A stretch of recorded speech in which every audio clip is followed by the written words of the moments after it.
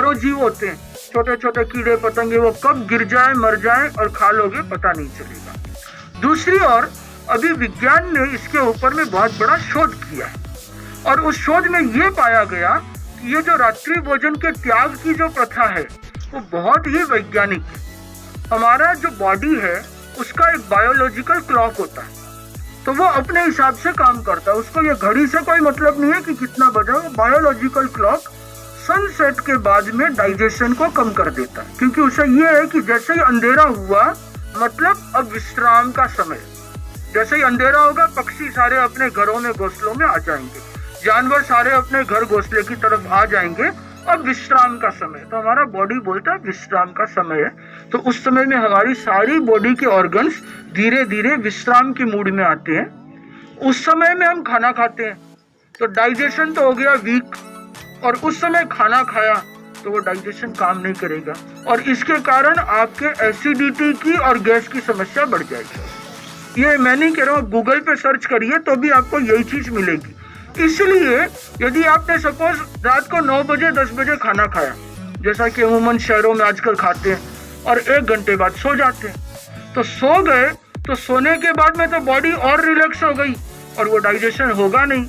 तो डाइजेशन नहीं होगा तो फिर इसोफेगस पैदा होगा और उससे गैस और एसिडिटी की समस्या बढ़ेगी। तो स्वास्थ्य की दृष्टि से भी दिन के रहते रहते खा लेना अच्छा है। फिर ये एक साधना भी हो गई। वैसे देखो तो आप 365 दिन है, तो 365 दिन 12 महीने, 12 महीने में 6 महीने तो हमारी त्यागी हो गए, तो 6 महीने की तो तपस्या फिक्स है।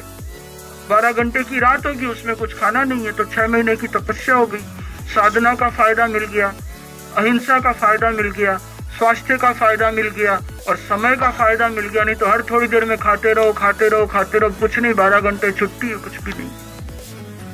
साधे काया कोड़ी एक न राखे माया, लावे सो ही देवे चुकाए, बासी रहे न कुत्ता खाए। रखते ही नहीं हम तो, खाना ही नहीं।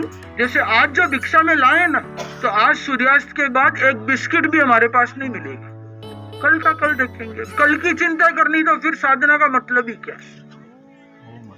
किसी साधु का कोई आश्रम नहीं है, कोई बैंक बैलेंस नहीं है, कोई रुपया में दक्षिणा में रुपया लेता नहीं है। रुपया लेना था तो घर में क्या कमी थी, और आश्रम बनाना था तो घर था ही। एक घर को छोड़ा और दूसरा घर बनाया तो फायदा क्या हुआ।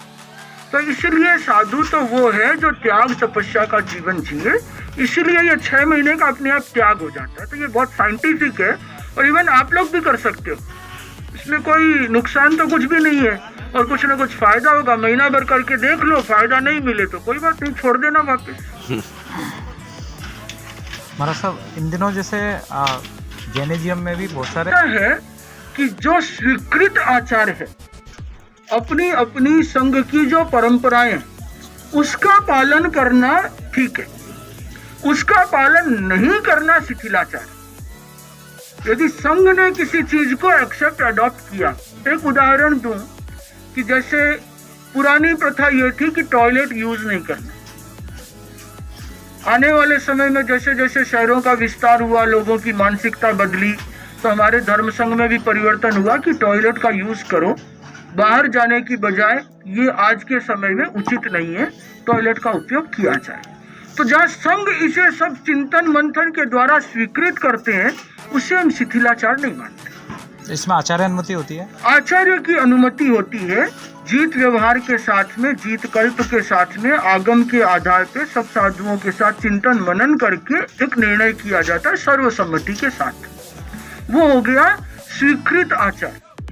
और जो स्वीकृत आचार हो उसके विपरीत करना शिथिलाचार। तो शिथिलाचार तो कोई भी कर सकता है। आज असाधु भी है तो वो सिद्ध है, सिद्ध नहीं है, साधक है। भगवान नहीं बना, उस रास्ते पे है, तो रास्ते में चलते कोई रास्ते से भटक जाए तो उसको भटकने वाला वो खुद भी भटक सकता है और कोई दूसरा भी गलत बता सकता है, भाई इधर से रास्ता है। तो वो कोई भी हो सकता है, जो मिल जाए उसे वापस संभालना चाहिए कि आपका रास्ता ये। तो फिर दोषी कौन हुआ, श्रावक साधु? दोनों हो सकते हैं, जो भटका रहा है वो भी हो सकता है, जो भटक रहा है वो भी हो सकता है।